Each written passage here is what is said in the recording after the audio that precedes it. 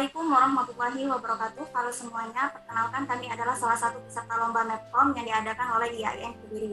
Sebelumnya saya ingin memperkenalkan anggota kelompok kami yang beranggotakan 3 orang. Pertama yaitu Suci Amalia selaku ketua kelompok dan 2 anggota lainnya yaitu saya sendiri Nilawati dan rekan saya Randy Saputrama. Kami merupakan perwakilan dari UIN Raden Kota Palembang.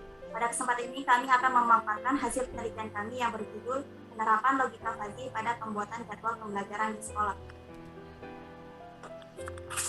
Permasalahan penyusunan jadwal pembelajaran merupakan permasalahan yang selalu dihadapi setiap tahun ajaran baru. Pembuatan jadwal pembelajaran pada proses keputusan pembuatan menggunakan naluri, sehingga biasanya terjadi kesalahan seperti bentrok atau ketidakcocokan jam guru mengajar. Salah satu alternatif yang bisa kita gunakan untuk mengatasinya yaitu menggunakan logika fuzzy. Subjek yang kami gunakan adalah data jadwal tahun akademik 2020-2021 di SMA Taman Siswa Palembang.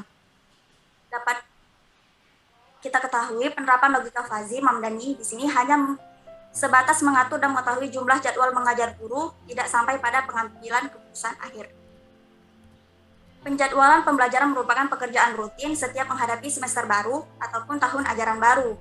Dalam penyusunannya hanya mengandalkan naluri dari staf penyusunan jadwal saja. Dari pengandalan naluri inilah yang menjadi beban sebab biasa terjadi kesalahan seperti bentrok atau tidak cocokan jam guru mengajar. Oleh karena itu dibutuhkan suatu metode yang dapat membantu pembuatan jadwal untuk mengatasinya, biasanya yaitu dengan menggunakan logika fuzzy. Rumusan masalah dalam penelitian ini yaitu bagaimana penerapan logika fuzzy dalam penyusunan jadwal pembelajaran di SMA Taman Siswa Palembang. Adapun tujuannya yaitu untuk membantu memberikan alternatif dalam pembuatan jadwal, yang kedua mengatasi masalah dalam penjadwalan. Adapun manfaatnya yaitu yang satu menambah pengetahuan bagi peneliti dalam menggunakan metode fuzzy, yang kedua sebagai referensi bagi pembaca. Jadwal pembelajaran menurut Kamus Besar Bahasa Indonesia adalah pembagian waktu berdasarkan rencana pengaturan urutan kerja, daftar atau tabel kegiatan atau rencana kegiatan dengan waktu pelaksanaan yang terperinci. Dalam Permendikbud nomor 59 tahun 2000 pelajaran adalah 45 menit. Logika fuzzy pertama kali dikembangkan oleh Profesor Lotfi A. Zadeh, seorang peneliti dari Universitas California pada tahun 1960-an.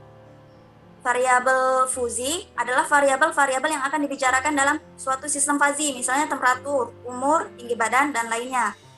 Adapun himpunan fuzzy adalah pengelompokan sesuatu berdasarkan variabel bahasa, linguistik variabel yang dinyatakan dengan fungsi keanggotaan dalam semesta U. Metodologi. Langkah-langkah yang dilakukan oleh peneliti yaitu langkah yang pertama mengidentifikasi masalah, langkah yang kedua adalah mengumpulkan data, langkah yang ketiga adalah mengolah data, langkah keempat eksperimen dan pengujian. Hasil dan pembahasan. Proses pembuatan. Ada 6 langkah yang kami lakukan untuk penerapan logika fuzzy ini. Yang pertama, input logika fuzzy. Yang kedua, fusikasi dan implikasi. Yang ketiga, agregasi. Yang keempat, output logika fuzzy. Yang kelima, penentuan jumlah JP. Yang keenam, jadwal pembelajaran. Penerapan logika. Yang pertama, kami menggunakan referensi kurva bahu dan kurva segitiga, di mana kami menggunakan variabel yaitu variabel kepegawaian, variabel kinerja, dan variabel tempat tinggal, sehingga kami mendapatkan persamaan yaitu mu rendah, mu sedang, dan mu tinggi. Selanjutnya, penerapan logika di bagian output.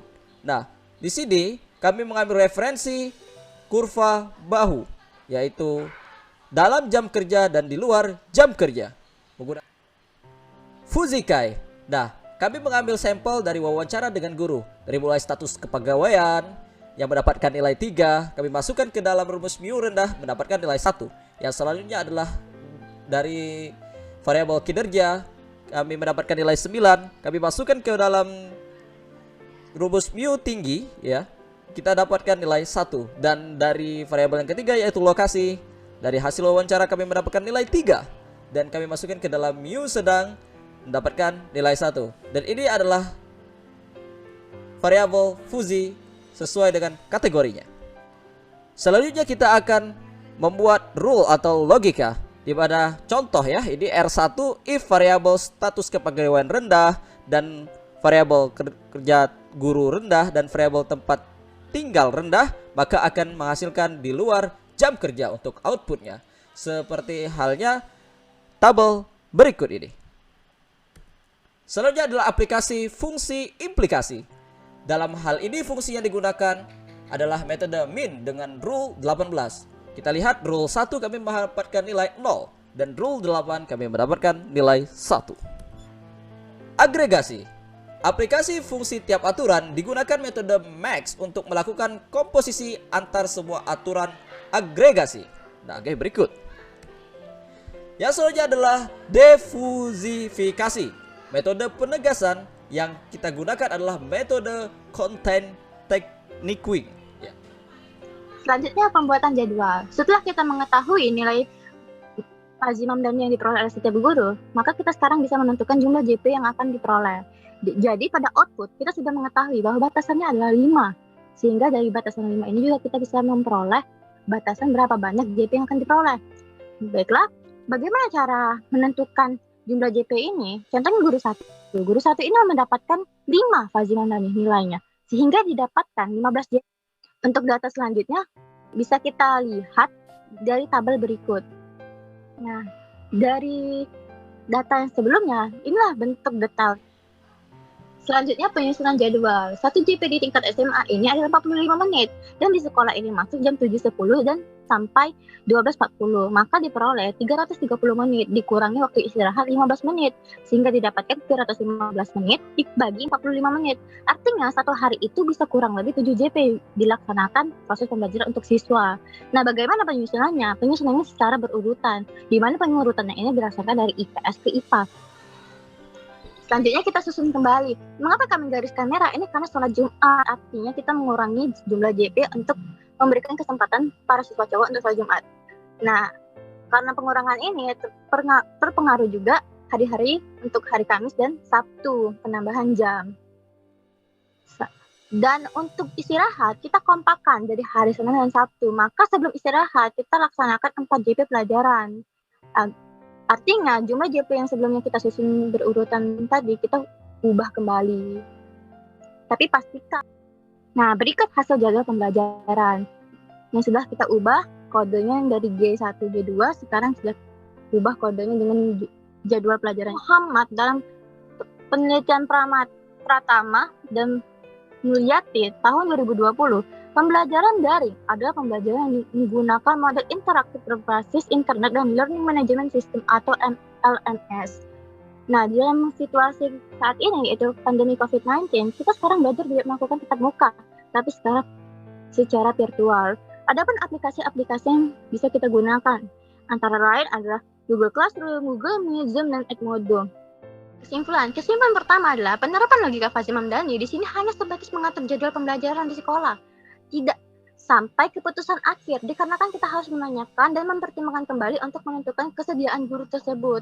Yang kedua adalah kriteria dalam pertimbangan menerapkan dalam mengatur jadwal mengajar guru adalah faktor-faktor umum pembuatan jadwal pembelajaran, yaitu pada input. Yang ketiga, dengan menggunakan Fuzzy Inference System, yaitu pada MATLAB, itu dapat mempermudah kita melakukan perhitungan dengan logika Fuzzy. Akan tetapi, dalam penggunaan aplikasi itu kita akan memperoleh suatu galat atau error. Hal ini dapat diketahui jika kita membandingkan hasil perhitungan matematis dan penggunaan aplikasi. Saran yang pertama adalah ketika menentukan hari, harus melihat kembali kesediaan guru atau pengajar pada hari yang akan dicatatkan sehingga hasil dari menerapkan logika Fuzzy bisa maksimum. Yang kedua adalah pada saat ingin menerapkan logika Fuzzy pada pembuatan jadwal untuk mempermudah proses, sebaiknya menggunakan FIS pada MATLAB. Baiklah, sekian pemaparan hasil penelitian dari kami dengan judul Penerapan Logika Fuzzy pada Pembuatan Jadwal Pembelajaran di Sekolah. Kami ucapkan terima kasih atas perhatiannya dan mohon maaf jika ada salah kata dalam penyebutan selama presentasi. Saya akhiri, wassalamualaikum warahmatullahi wabarakatuh.